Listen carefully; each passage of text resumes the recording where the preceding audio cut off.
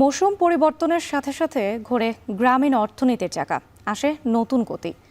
শীত সমৃদ্ধ করে গ্রামীণ অর্থনীতি, যেমন খেজুরের রস আর গুড়কে কেন্দ্র করে রাজশাহীর গ্রামগুলোতে আসে অর্থনৈতিক পরিবর্তন। অনলাইন ভিত্তিক ব্যবসার প্রসারে বর্তমানে লাভ বেড়েছে প্রান্তিক কৃষকদের। এবছর গাছ থেকে সংগৃহীত রস গুড় হবার আগেই বিক্রি হচ্ছে অনলাইনে, তাতে কমেছে গুড়ের উৎপাদন, বাড়ছে দাম। রাজশাহী থেকে রায়হানুল ইসলামের ক্যামেরায় রকিবুল হাসানের প্রতিবেদন।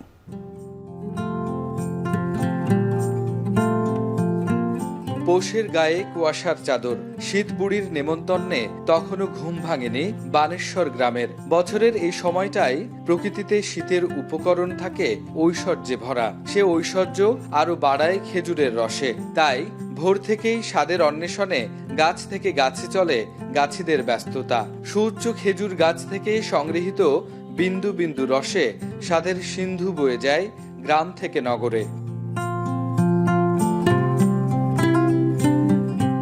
70-80 পিস গাছ লাগাই, তাতে আমার গুড় হচ্ছে 20 কেজি 25 কেজি।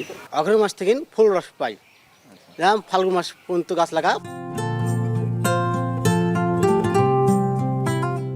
সংগৃহীত রস আগুনের তাপে পরিবর্তন হয় গাঢ় গুড়ে। জ্বালানি, জালের মাত্রা আর নানান রকম পরীক্ষায় স্বাদ নির্ধারণ করেন গুড়ের কারিগর। ক্রেতার চাহিদা অনুসারে গুড়কে পাটালি, ঘুড়ি বা আধুনিক ফয়েল পেপারের আকার দেয়া হয়। মানভেদে হয় দামের পার্থক্য। 2 হাট হইলে গুড়ের দামটা চাহিদাও বেড়ে গেছে, আবার শীত পড়তে রসটাও বেড়ে গেছে। অনলাইনেও আপনার গুড়ের দাম হচ্ছে আপনার 300 টাকা করে বেচতে আমরা, আর বাজারে বিক্রি করছে আপনার 200 টাকা 220 টাকা করে। সপ্তাহ জুড়ে জেলার 4 উপজেলার শত শত গ্রামে উৎপাদিত গুড় সংগ্রহ করে কৃষক। সপ্তাহের 2 দিন বানেশ্বর ও ঝলমলিয়া হাটে বিক্রি হয় গুড়। এক হাটে 80 থেকে 90 লাখ টাকার গুড়ের বেচাকেনা হয় এখানে। বাজার যাচ্ছে আপনার 180-90, উপর হাইস বাজার 200। গুড়ের মান এবার খুবই ভালো, তবে সারা বাংলাদেশে যাচ্ছে। শুধু হাটেই নয়, অনলাইনের সুবাদে দেশের বিভিন্ন প্রান্ত থেকে ক্রেতারা সরাসরি কৃষকের কাছ থেকেই কিনছেন গুড়। মধ্যস্বত্বভোগীর দৌরাত্ম্যের বালায় না থাকায় গুণে-মানে পাচ্ছেন সেরা পণ্য।